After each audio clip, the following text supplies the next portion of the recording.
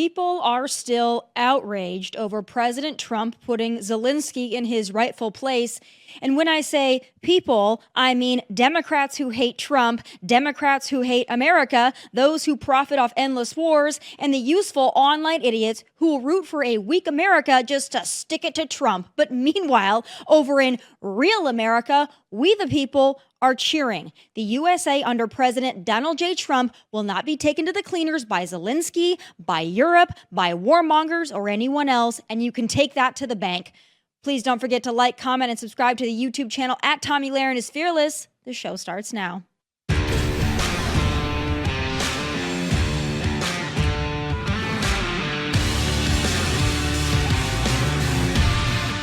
You're gambling with the lives of millions of people. You're gambling with World War III. You're gambling with World War III.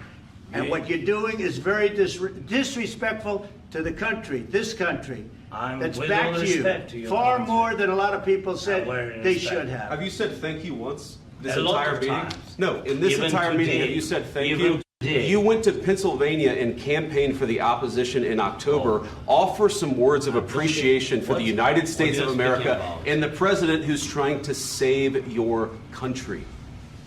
Please, you think that if you will speak very loudly about the war, you can... He's not speaking loudly. He's not speaking loudly. Your country is in big trouble. Can I Wait a answer? minute. No, you've done a lot of talking. Your country is in big trouble. I know. You're not winning. You're not winning this. You have a damn good chance of coming out okay because of us. Every time I watch that clip, I love it a little more, and I'll tell you exactly why. Because that little tracksuit-wearing leprechaun has spent the last 3 years coming to D.C. to shake down the American taxpayer, and because we had an incoherent beta male president in Joe Biden, he got away with it. And we, the people forking over the money, had no say-so in the matter. In both American and international media, plus, of course, Hollywood, Zelenskyy has been treated like a celebrity, a sacred cow that no one dare criticize. He got mighty used to coming over here and making demands of the nation that has saved his ass, and then a few months later complain and ask for more. Well, that song and dance ended last week when he got reintroduced to the mega doctrine, President Donald J. Trump and Vice President J.D. Vance. See, Zelenskyy could have signed the mineral rights deal days prior from Ukraine, but he thought he'd be cute and come to D.C. so he could make a scene in front of the media and get more. No, so we were 40 minutes before the cameras came in and 45 minutes before the meltdown. And the fact was Zelenskyy never stopped asking for, I will give no concessions. They've got to leave my land. I want reparations of $300 billion. And I want the United States to give me security guarantees while they're at war with Russia. And that's why the president called it World War III. You're gambling with World War III. We're not going to give you security guarantees while you're at war with Russia. It's just ridiculous. His requests were ridiculous. They were not reasonable. The president let it go for a while, he was there to make peace. Our president is there to make peace. As he said, end the death. And Zelenskyy was not there to make peace. He was there to strike some sort of make-believe bargain that he had in his mind. And eventually that just ran its course. And Donald Trump said, I can't take this nonsense anymore, and made it crystal clear he's the peacemaker. And if Zelensky's not interested in peace, then he should go home and think about it. I firmly believe the Ukrainian people want peace. They want a partnership with the United States. They want the killing to end. But Zelenskyy? No, I don't think he wants peace, because peace means the money tree is done bearing unlimited fruit. And if there's no war, there too goes Zelenskyy's limelight. And that's why real America was so thrilled to see our president swat him down like the toddler he is. Newsflash to little Z, you need the USA. The USA does not need you. So when you're ready to put your ego aside and do what's best for your country and your people, you can give Donald a ring and hope to goodness he's gracious enough to take your call. Joining me now with his take on it all is the Joe Piscopo Show host and author of Average Joe, the memoirs of a blue-collar entertainer, the one and only Joe Piscopo. All right, Joe, you saw my rant. You know how I feel about this, but I'm very curious. What are your thoughts? The world is still reeling after that Oval Office debacle. What were your immediate thoughts? And what are your thoughts now that it's had a few days to settle in? Yeah, we just watched a clip of it, Tommy. Great to be with you, and I'm a fan, so it's great to be on your show here. We had General Jack Keane on the show this morning on the AM 970 program, and he said, and I think Howard Lutnick just touched on it on Maria's show, is that they had it all planned. It was all planned. It was all set up, ready to go. And he was supposed to, Zelenskyy was supposed to just get up, and they were going to just have a little Oval Office thing. They're going to have a lunch. And then they were going to have a whole signing, ceremony, probably in the East Room, I think it was. And it was all planned. Those pictures that Zelenskyy showed Donald Trump, that was all spur of the moment. It was, and they tried to ambush Donald Trump. You can't ambush Donald Trump. He saw it coming a mile away. So let me say, if I may. So last night, I do my Sundays with Sinatra show. And, we just take 2 hours listening to Frank Sinatra.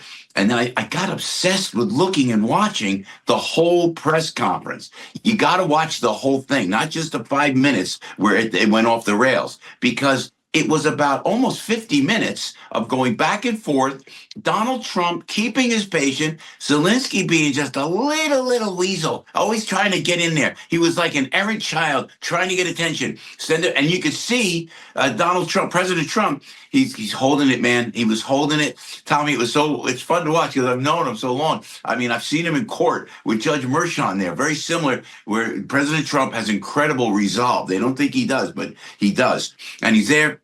And then it just went on and on to the point where Donald Trump says, look, you're not going to bully me on national television. That's when he went after Zelenskyy. And I'll tell you what I think Donald Trump knows, Tommy. Zelensky's gone. They'll get him out. I mean, not literally, but I mean, they'll remove him. Yeah. He'll have to resign. And I'm telling you that I think Donald Trump knows that. That's why he talked down to him like that. And it just gave him a smackdown like that. I think Zelensky's out. Because Ukraine knows, to your point earlier, you can't win without America. Then he goes sniveling over to Europe. You know what? You know what this means in Italian? Go ahead. We don't even need Europe. We don't need NATO. This whole globalist reset, it's done now. It's done. And Donald Trump stood firm against this little guy that is going. And you know what they say too? I don't know that this is true. He's got like a villa in Italy. What's his wife doing on Vogue magazine if they're at war? What is going on with that? And then don't get me started. Now you got me started going like that, because I said we redid the people that work with me. They redid my website, and I said, well, who are you talking to? It was some guy in Ukraine. And I go, wait, you're talking to a guy in Ukraine redoing my website? I thought they were at war. And I said, well, it's the safe side. Is there a safe side? I think we're being played inside out and backwards. And Donald Trump called them out. I think you're exactly right. And, I think Zelenskyy in his mind thought this was going to go much differently. As we've heard from Secretary Rubio and others, they could have had this deal done. It would have been good for Ukraine. He insisted on coming over here, making, the pomp and circumstance of it. And it wasn't just because he wanted to come and be diplomatic. I do believe he thought he would come. He thought he was going to play Donald Trump like a fiddle. He thought Donald Trump was Joe Biden. Apparently, he didn't see what happened last November. He thought he was going to come and get in front of American media, and American media was going to fawn all over him, and President Trump was going to feel the pressure of the media and was going to give more concessions to Zelenskyy because that's what Zelenskyy is used to. Apparently, he's never dealt with Donald Trump, or he has amnesia, doesn't remember how Donald Trump operates, because Donald Trump was never going to play into that game. So by him overplaying his hand and quite frankly just being greedy and thinking he was going to have a moment with Vice President J.D. Vance, that didn't fly. And now I think that he has peed it right down his leg. And I don't think that Donald Trump has said, and spokespeople for Donald Trump have said, listen, we want a public apology to the American people. Zelensky's been over media all weekend long, basically saying he's not going to give that public apology. But again, I think that if he wants what's best for his country and he wants a partnership with the United States of America, he best get on there and do his best apology, and he better broadcast it worldwide. Do you think he's going to do it? Yeah, you know what? I think he will be forced into it by France and England, Great Britain. I think Starmer and Macron will talk him into it because it's genius what the president. And again, you and I are talking very positively about President Trump, and people are going to watch it and go, "Oh, they're all Trump people." It's not. We're so beyond that. We just are so sick of what happened the last 4 years in America, and you can't imagine that we were at the absolute precipice of World War III. So Donald Trump comes up, and you got to give President Trump credit with rare earth minerals. You go in, you excavate them. We go in, and most of the minerals are in Russia. And then they're in Ukraine. You have a whole vast area there. We're going to send in excavation. Not troops, but excavation workers, contract workers. You got to protect them. Someone's going to protect them. Donald Trump's not just going to leave them there. There's no way Putin moves if there's one American in Ukraine working. I'll tell you this, I don't want to jinx anything, but Vladimir Putin is petrified of Donald Trump. I observe this. I'm like a geek. I love this when this happens. And when it gets like that in the Oval Office, I get sucked right into the vortex, man. I said, this is so exciting. And if you remember when Putin first met Trump, when Donald Trump was in his first term, and Donald Trump grabbed his hand and just dragged him in Putin's face, in this KGB killer's face, you saw fear. And you saw respect. There's no way that Putin's moving in on Ukraine. And that's another thing. Am I right? Did I miss something, Tommy? When I watched the whole thing, there was JD touched on it, and President Trump touched on it. But when President Trump, Zelenskyy kept saying, we had the deal. We had the deal. We signed the deal. It's going to go back. And not with Donald Trump in office, because when Donald Trump was in office, Putin didn't move 1 inch into Ukraine. And Zelenskyy knows that. Disrespectful. I mean, I'm Italian. And you know what? People always ask me about President Trump. They go, why'd you go to court to support President Trump? And I said, well, you know what? He gave me the first interview when he came to New Jersey, and there were 107,000 people in Wildwood. I always tell the story. And he gave it to me. And it was like he walked right off the motorcade, right to me. And he gave me, that was loyalty and respect for me knowing him all those years. When he went to court, I showed up. It was to protest political persecution and lawfare, but also to show respect and loyalty. And that went viral, respect and loyalty. And you walk into the Oval Office, if that didn't bother you the way Zelenskyy acted, you know what, Tommy? You got to get out of the country, because I see some Democrats going all over that and saying how bad it was. And then I see on Facebook, I'm with Ukraine. No, you're not. You're with the most corrupt nation on the planet, and I think Zelenskyy is a puppet. Don't you think so? He's a puppet of the oligarchs in Ukraine. I think he's a puppet for himself. I think he's an advocate for him and his lifestyle. Wow. And it's really jarring when you look at some of the early clips of Zelenskyy dancing on stages, doing inappropriate things as a comedian. It's like he thought he was going to come and bully President Donald J. Trump. No, I don't think so. As Donald Trump said repeatedly, you don't have the cards and you don't have a lot of anything that you need to stand up against Donald Trump and J.D. Vance. But, you bring up things that I believe are so important as the media has been reacting and the way Democrats have been reacting. Joe, they hate Donald Trump so much. They would rather root for Zelenskyy, root for Ukraine, root for anybody. They would rather have the United States of America be taken to the cleaners and be taken advantage of than understand that President Trump is acting in the best interest of the United States and our taxpayers. But they have been all over the media for the last 3 days, standing up for Zelenskyy and trashing our president. That, to me, is symbolic treason, and it actually just burns my soul that they would do that to our president and our country. Yeah, and they don't even know that it's why their polls are at the all-time low. And you know what's really wild? Our mutual friend Charlie Kirk said it best: is we are the media now. Tomi Lahren, you're the media now. In my morning show, I may be a small cog in the wheel, but we're the media now. They are becoming and making themselves incidental and irrelevant. We used to call them mainstream media. They're the irrelevant media now. And by the way, no disrespect, but they've done it to themselves. How dare you? And they're just using it. Oh, this is what gets me crazy. I could say to Donald Trump an idea. He'll come up with an idea, like the rare earth mineral idea. That's genius. And then me working with, again, our mutual friend, Gianno Caldwell. He has a Cole Institute for Public Safety, and I work with at-risk children. And I want to go to the president and form a presidential inner-city task force. And you go, well, how can he possibly do that? he will do that. He's the kind of guy that listens. He listens, and he'll put it into play. And going through the Department of Justice with Pam Bondi. The Democrats, there's not, and I'm an old Democrat, by the way. I'm an old blue dog Democrat from New Jersey. You know, I couldn't even think about voting Republican until I met with the great Ronald Reagan, and that completely changed my tenor and my tone and my political outlook. These folks that are doing this in the Democratic Party, they don't have one initiative. When I was a Democrat, a JFK Democrat, it was about the blue-collar worker. It was about people of color. It was about people in the inner cities. It was about helping those who are less fortunate. Where's that party now? Where's an initiative? I don't see one original idea. And the Get Trump thing, it's old. You know how we know, Tommy? The Oscars last night, I think there was one Donald Trump joke, and I think that was it. And correct me if I'm wrong, you know, and Conan O'Brien, we all love Conan. He just did one marginal, you know, Donald Trump joke. Back in the day, it was all Donald Trump. They're coming around and they see the light, and they see you know what? They better, because the Democratic Party. Can I pontificate a little more? Can I do 30 more seconds? May I? Because this is what I figured out. As an old Democrat myself, the Democratic Party is not the Democratic Party. I don't know what it is. It's like a Marxist cancer that has taken over what was once a great party. And it's not the Republican Party, it's the Donald Trump Party. Guys like me have splintered off the Democratic Party, and we've joined a movement called Donald J. Trump. And he reinvented. It's not a Republican Party. That's the Trump Party, man. And you know what? He's taken no prisoners, and he's a rogue kind of candidate.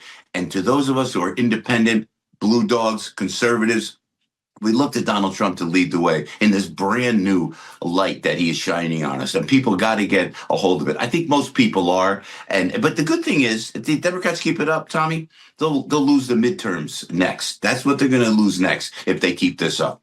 Well, Joe, they're dying on all the wrong hills. I mean, they want to fight for government waste. They want to fight for men and women's sports. Okay, they want to fight for criminal illegal aliens to have refuge in United States cities. So it's all the wrong things that are not resonating with the American people. The last thing on this Ukraine stuff before we move along, I was a little shocked to see Senator Lindsey Graham, somebody that I'm usually pretty critical of. He has been the biggest supporter of Zelenskyy. He's gone to Ukraine numerous times, right? But when he's calling out Zelenskyy, oh boy, now you know it's bad. Let's play a clip for those who haven't seen it. I have never been more proud of the president. I was very proud of J.D. Vance, standing up for our country. We want to be helpful. What I saw in the Oval Office was disrespectful, and I don't know if we can ever do business with Zelenskyy again. I think most Americans saw a guy that they would not want to go in business with. The way he handled the meeting, the way he confronted the president was just over the top. So I think the relationship between Ukraine and America is important, vitally important. But can Zelenskyy do a deal with the United States? After what I saw, I don't know. This is a process. You have a new relationship with America, a $500 billion, $500 billion deal that President Trump is proud of, that gives us an interest worth defending. Let's talk about the positive. But he was terrible at Munich, Zelenskyy, and I think he has made it almost impossible to sell to the American people that he's a good investment. When you've lost Lindsey Graham, boy, I don't know if there's any return from that. I loved it. He ran to that microphone, didn't he? Though, because he's like Lindsey's best. Lindsey's like Zelensky's best friend, man.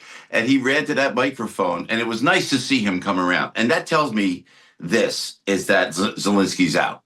Again, as soon as that Lindsey Graham knows it, I think President Trump knew it. And then again, going back to my conversation with the great General Jack Keane earlier today on my radio show, and he said he got some inside line. He said on our show that was it. The whole deal was done. Tommy, the whole deal was done. They had it. They were going to go in. They were going to do rare earth minerals. That was great. You're going to put Americans in Ukraine. There's no way Putin comes in. Zelenskyy knew that. I'm telling you, I think he's done. I think that what's going to happen with France and Britain, they will pressure Zelenskyy to send that note. But I don't know how long this guy's got as a president of Ukraine. I really don't. And the people deserve more than that in Ukraine. They really do. And I will say this, even if Zelenskyy does step down and step away, I still want to audit his ass for every penny because I don't trust him. Even if he leaves, oh, okay, I'll leave. You still need an audit, my friend, because I have a feeling you're living pretty high on the hog, more than what your tracksuit would suggest. I want to move on to something that I also was a little confused about. I don't understand, Joe, sometimes how the Democrat mind works in these deep blue cities. You know, I'm here in Tennessee. I don't get it. It doesn't make sense to me. But the mayor of Boston, there was this horrible attack in Boston, a man, wanting to stab people, chasing him into a damn Chick-fil-A. The mayor of Boston has the opportunity to do a little press conference, and the first thing out of her mouth, condolences to the family of the attacker. Let's play this, and I want you to decipher it for me. My condolences and all of our thoughts are with the family of the individual whose life has been lost. Okay, make that make sense. I get it. You're a blue city mayor, but the perpetrator is the victim thing, that's a little hard to stomach. I know, it's a mental affliction. It's a really, God forgive me, I don't mean to accuse anybody, but it's like if you meet a drug addict or if you meet an alcoholic, I don't know what you would call that disease, but that is a mental, look at that. Look at the man. Did you see her face? You can see it in her face. She's gone. She's gone. It's a for somebody to come in and to attack somebody is one of the great establishments. We all love Chick-fil-A and the police take this guy out. And he's slashing, slash people, and then you feel for that person. We get it in New York. We live it every single day in New York with this guy, Alvin Bragg. And you know what's really upsetting is a lot of these folks who are running Chicago and now Boston and New York and Los Angeles and a lot of these cities that are, Democrat, is a lot of these people go in and they come from the community. That's what's frustrating. They come from the community. So now, let me, if I may, just pivot to what's happening in New York. There'll be a mayoral race. Former Governor Andrew Cuomo's going in. My buddy Curtis Sliwa's going in on the Republican side. He's in. Cuomo, they say, is going to win. Now, I don't know how Eric Adams feels about it, but now Cuomo's coming around saying you can't walk down the street. You can't look the mentally ill in the eye because they'll cut you. You can't go into the subway. And we're going like, Oh, we've been talking about that from day one. From day one, they're all coming around. Some of them, like Governor Pritzker in Illinois, like this gal in Boston, it's a mental affliction. We can't get mad. We got to show up. And I had this conversation last night with Curtis Sliwa, running as a Republican for mayor of New York. How do you just strike a chord that excites the Republicans to go up and vote? They don't in these cities. You got to get these people out. They got this. I don't know that there's a legal way to do it like they do with lawfare on the other side, but it is a mental affliction and we've got to show up. And I do not understand how people just stay home in these elections. And I think that's the basic problem. Well, yeah. And this mayor of Boston, Mayor Wu, she's actually fairly popular in Boston. So that tells me this is just like a deep-rooted blue city problem. Yes, and that's why a lot of people, they need to show up and they need to vote. But a lot of people are just voting with their feet and they're going to Florida and they're going to Texas and they're going to Tennessee because they're like, listen, all these people around me, it's like I'm in the Twilight Zone. All these people keep voting for this. And maybe the only option is to leave. It's a sad reality, but it's the reality. I want to talk again about another thing that's going on in New York. You mentioned the mayoral race. Well, guess what? Now we have back in the streets, back on the college campuses, we've got these anti-Israel, pro-Hamas protesters showing back up again to harass Jewish students. And again, at these colleges, this is a private institution, people paying a lot of money to go here. You've got this nastiness coming back again. Yeah. I mean, does this ever end? And do they really care about the plight of the Palestinian people? Because I find that a little hard to believe. It's true. Tommy, arrest every single one of them. Forgive me. Really, I'm a man of God. I'm a God-fearing, church-going, guilt-ridden Italian Catholic, and I make I never make any apologies for that. And I always like to tick people off on the radio, say, Jesus Christ is my Lord and Savior, just to annoy them, So, but I'm telling you what's happening in New York.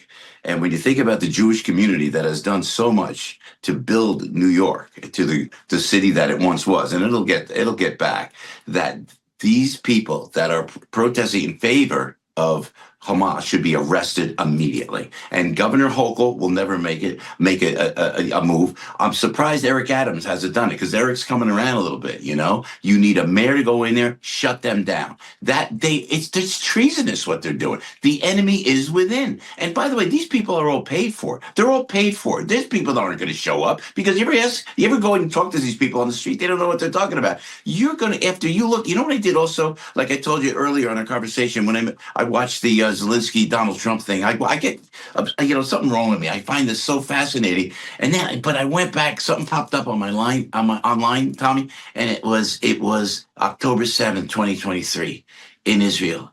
And it was the massacre. And it says, sensitive material, be careful. And I said, I gotta watch it. And I watched it, and it made me so upset. And God bless you for bringing this up, because I'm telling you, New York wasn't upset enough about it. The fact that they could step 1 foot onto a college campus in New York City with that anti-Semitic, pro-Hamas, it's not a protest. They're like, the enemy is within. Can't you? And I don't know why they can't arrest these people for being terrorists, because they're aiding and abetting the terrorists, are they not? Well, they can, but they won't. And I believe at this Barnard College, they actually injured a faculty member too. Yeah. So this is actually violent. And I think one of the best ways too is not only just punishments, more than just expulsion. That's not enough.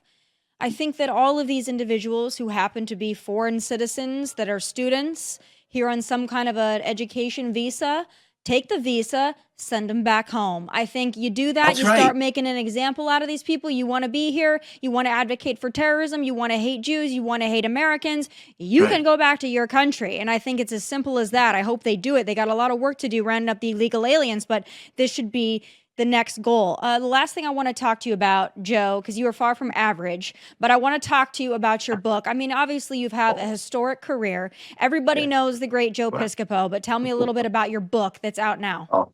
Oh, thank you. There it is on the screen. My friend, I tell so many stories on the radio in the middle of, when you do 4 hours of live radio, I like to pivot a little bit and talk about Saturday Night Live, and talk about On the Road, talk about all the people that I've met. So my heritage, my strong faith in God, and making no apologies for it. So I talk about it. So people say, you got to write the book. So we went to Forefront Books in good old Nashville. We were down there in Nashville at the Frank Sinatra Bar and Lounge, actually, which is a great place. We got to all rendezvous there one day. You'll love it right there. And then Simon & Schuster picked it up, and it seems to have struck a chord. I appreciate you plugging it, because the publishers are so nice. And I wrote about my mom and my dad coming to the country. When they came from Italy, Tommy, they didn't bring the flag of Italy. They didn't talk about Mussolini and how great. They came to become American, and they came with an American flag in their hand. And they had tears in their eyes when they went off of Ellis Island, and right next to Ellis Island is the Statue of Liberty. And they became Americans. And then my father, now he couldn't even speak English when he first went to school, my dad, but he fought in the Second World War. Where did he go? They sent him where? To Italy, same villages where he was brought up. And he didn't go there and go, well, these are my people. He fought the Italians, fought the Germans, and helped win the Second World War. And there's a lot of that. And also, you go into the business, there's ups and downs, and ins and outs, and you get banged up pretty bad, So I write about that you have to sustain, you have to reinvent yourself, you have to hang in there. And it's the journey. You don't go for the people go, hey, I want to go in show business, I want to be a star. You'll never be happy that way. You can't have any envy. You just got to dig the journey. Tommy, you got to dig that journey. I'm here with Tomi Lahren on this. This is fun, man. You got to dig it. You got to enjoy it. We could talk. We have freedom of speech. We're in the United States of America, the greatest country on earth. And I write that in the book, to just enjoy the journey that you're on, and if you hit the bumps and bruises, hang in there, because as my pop always said, it's onward and forward. We will prevail. So it's kind of a really survival book. I had cancer in 1981. I could tell you the whole thing. I had cancer in 1981. I thought I was going to die by 35, And here I am, 37, and still hanging in there. Yeah. Yeah. Oh, yeah. Well, Joe, you are in my opinion, you are one of the original influencers, and all these, these young kids out there, they want to be influencers. They want to do media. They want to, get the instant gratification. But your career is a testament to not only resilience, but longevity and just a passion for what you do. And I'm so honored that you have me on your radio show. And I'm so glad that I got you here today to opine on all the day's hot topics. I feel like we covered almost everything, and I could talk to you for another hour. And I always appreciate our conversation. So Average Joe is out now. And of course, Joe, you can hear him on the radio every morning. He is the best in the business. Joe, thank you so much for taking some time to do my podcast today. I really appreciate it. My privilege, Tommy. Thanks for coming on my show. Anytime. I'll see you soon. I'll talk to you soon. Thanks so much, Joe. All right, folks. Democrats and Democrats in media siding with Zelenskyy over President Trump and the United States is not surprising. It's also why their networks have such low ratings. And yeah, I have some final thoughts.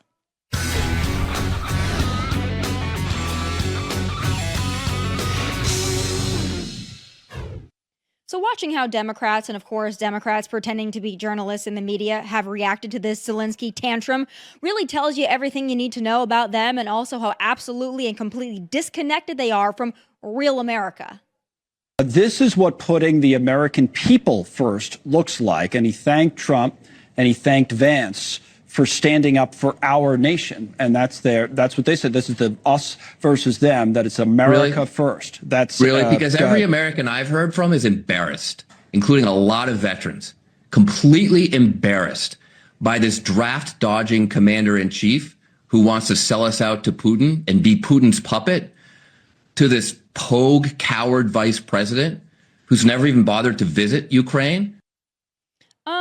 Which Americans are you talking to? Because I think Seth there, any of these folks expressing their undying love for Zelenskyy and funding his war effort till the end of time, would be hard-pressed to find an actual ordinary American that feels that way.